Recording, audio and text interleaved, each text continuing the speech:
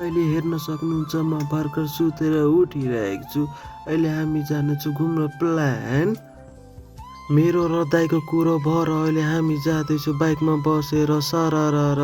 यहाँ हेर्न सक्नुहुन्छ अहिले कि यहाँ हेर्नुहुन्छ अहिले हाम्रो गाउँमा पिच बनेछ। अहिले कि बाटो यस्तो सरल बाटो भएछ। यहाँ हेर्न सक्नुहुन्छ हावा त कति राम्रो आएको नि।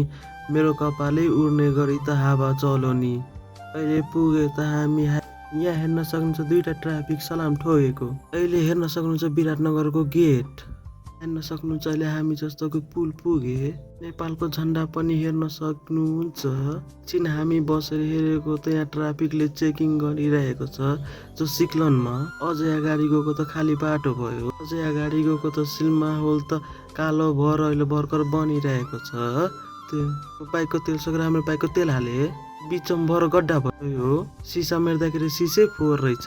अगाडि गएको त हेर्दाखेरि सफारीहरूको दङ्गा पसाद भएर लाइनमा लाइन लागिरहेको छ। सक्नुहुन्छ भर्खर घर बनिरहेको। दुईजना हाँसी खुसी जाँदैछौँ लेग पिस खान।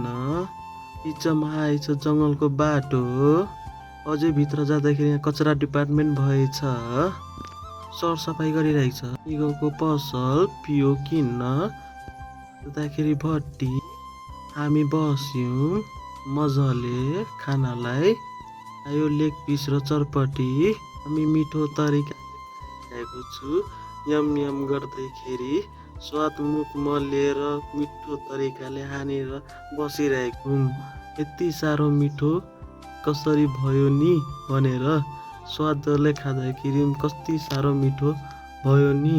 त्यही हुनाले हामी अझै मगाएर खाँदैछौँ मिठो तरिकाले। हेर्न सक्नुहुन्छ यति मिठो भएर त अति साह्रै नै राम्रो भएछ। त्यही हुनाले हाँसी खुसी हामी खाँदैछौँ मजाले।